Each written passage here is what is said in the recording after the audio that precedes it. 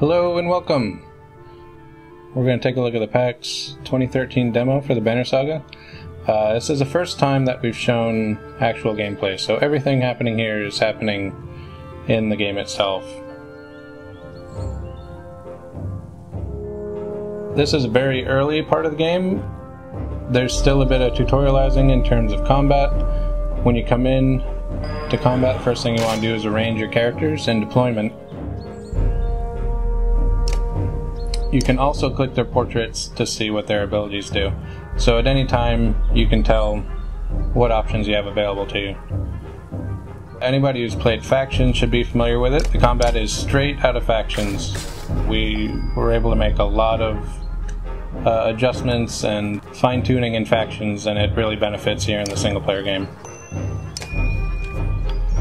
So in this very first combat, it's kind of a tutorial fight.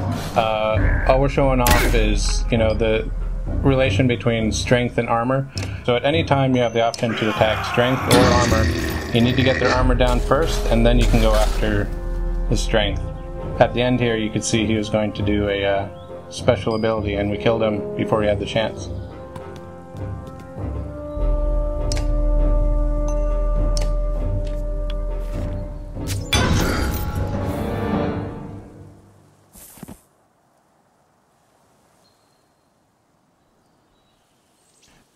And when you go into conversation, we really wanted to have kind of a movie quality look to it. So everything that you read is going to be in this kind of subtitle style. VO is something that we've talked about on many occasions, voiceover. We don't have the budget to do VO. Everything we raise on Kickstarter alone would not be enough to add voice acting to this game with the length and the number of characters that we have.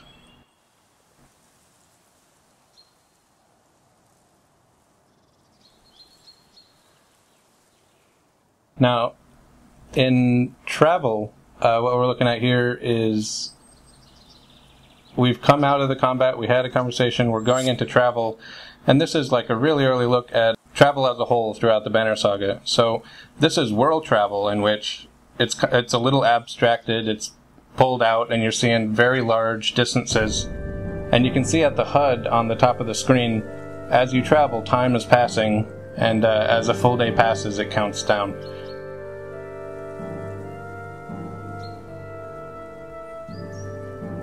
That sound that you hear is indicating that a day has passed. So when you come to a location, you go from world travel into close travel. And close travel is going to show you a more, one-to-one scale of your characters. Every time you come to an important landmark or a city, you're going to go into close travel.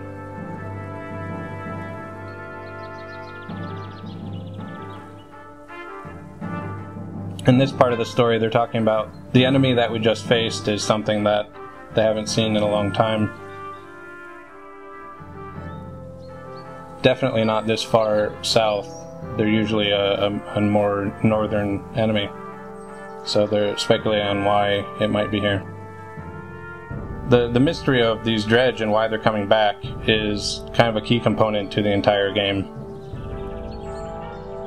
Everything here is a work in progress, so there may be occasionally a little hitch, or we haven't optimized the full game yet. That's kind of something that usually happens near the end of production.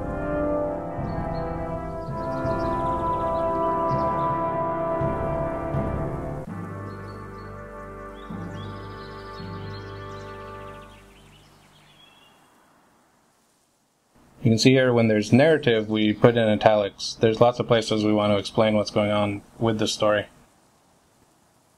Our friend Ivor here is a Varl, so he's one of the horned giants. It's uncommon for them to live with humans, but this particular Varl is someone we know.